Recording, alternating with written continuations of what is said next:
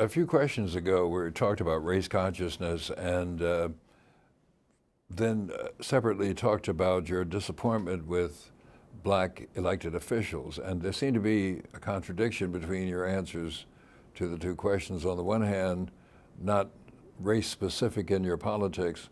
On the other hand, race specific in your disdain, or dislike, I should say, of some of the behavior you see around you. How do you balance these two? I'm still an African-American male. And I'm very conscious of how I got here. Yeah. I mean, I'm very conscious of the struggles and the sacrifices that people had to make.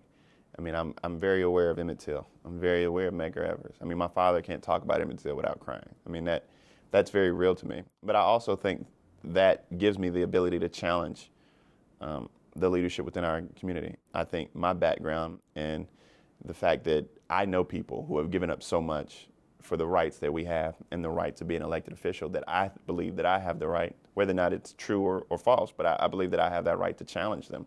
And that's what I'm doing. I think that I want to challenge the NAACP. I want to challenge the black church. I want to challenge black elected officials to go back and be what they once were. But I also think that I don't think it's contradictory, because I think the struggle has changed. And I think I'm challenging them to adapt to a new struggle, because the struggle is no longer black and white. It's the haves and have-nots. So I think I'm very conscious of who I am and what I am.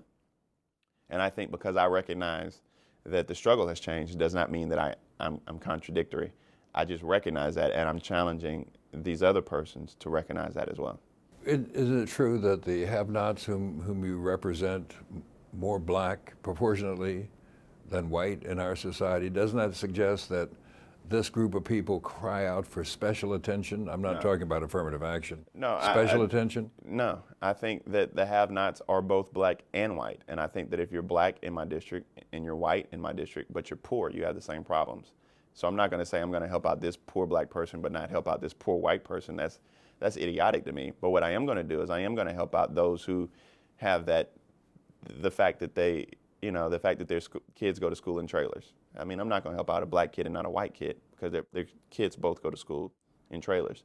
Or their grandparents have to make the decision about whether or not they pay their utilities or get their prescription drugs. These are very real decisions. Or there's no economic development in that community. So that black kids and white kids, once they graduate from high school, there's nothing for them to do, so they have to go to the military. I mean, these are problems that, yes, there is a direct correlation between the have-nots and the African-American community. But I think if I empower us all, then the ships will both rise. All right. Representative Sellers, thanks for being with us. Thank you for having me.